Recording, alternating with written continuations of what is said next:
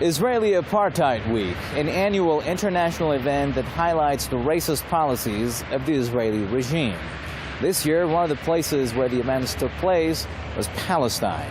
BDS, the boycotts, divestment and sanctions movement behind all of this, seeks to raise awareness against normalization with Israel. Mohammed Hamail reports on the events in Palestine. Israeli Apartheid Week is an international series of events that seeks to raise awareness about Israel's apartheid policies towards the Palestinians and to build support for the boycott, divestment and sanctions campaign. The Palestinian chapter of the BDS movement is organizing several events in Palestine. They wish to call for a wider boycott of Israeli products in Palestinian markets, as well as tougher positions against Israeli economic encroachment against the Palestinian people.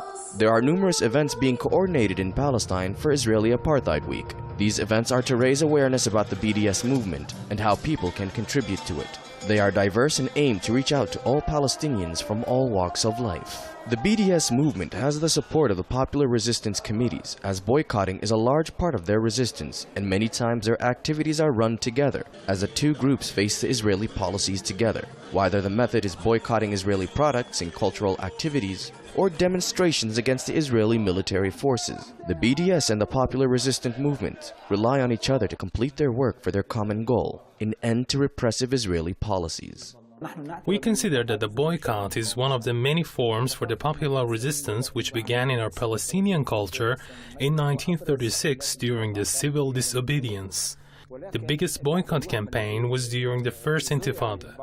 But after the delusion that some of us had that the solution to the Palestinian cause and ending the occupation will come through political agreements and negotiations that were proven failures through time, and days had proven that Israel used this as a cover to kill the Palestinian cause.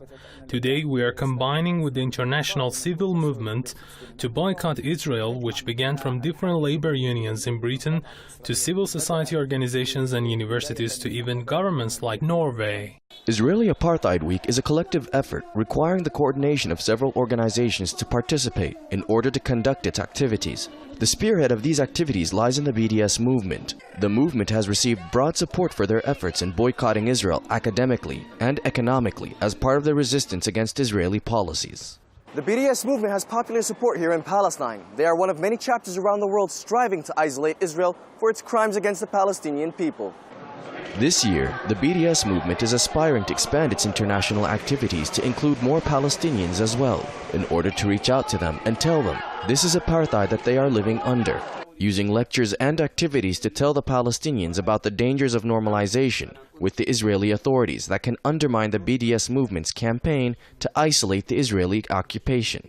The Israel Apartheid Week is an international series of events all over the world.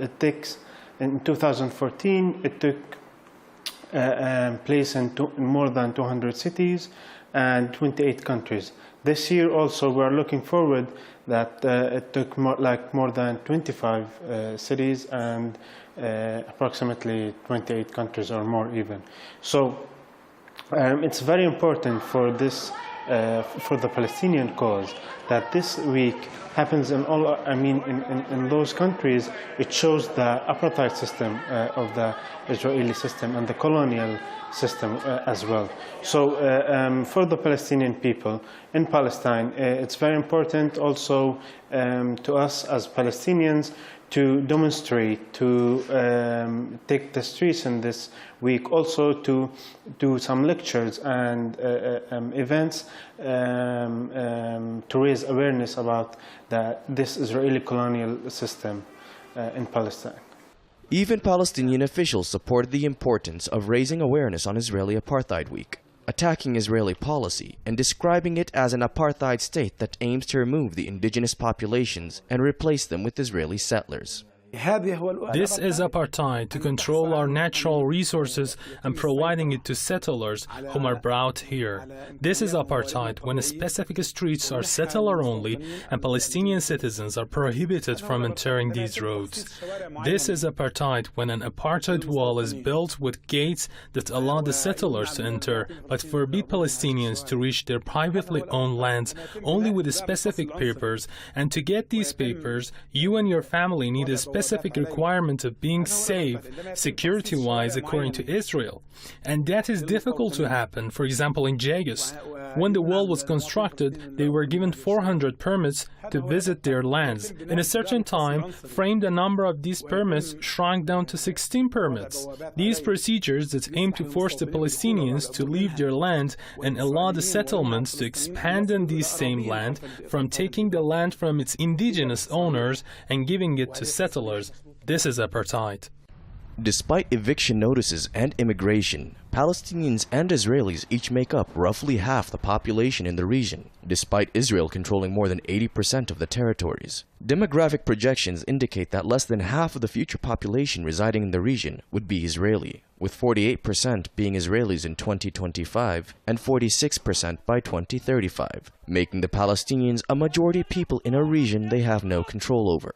For Reporters File, this is Muhammad Hamail. مش جديد علينا، اسم مفاجئنا.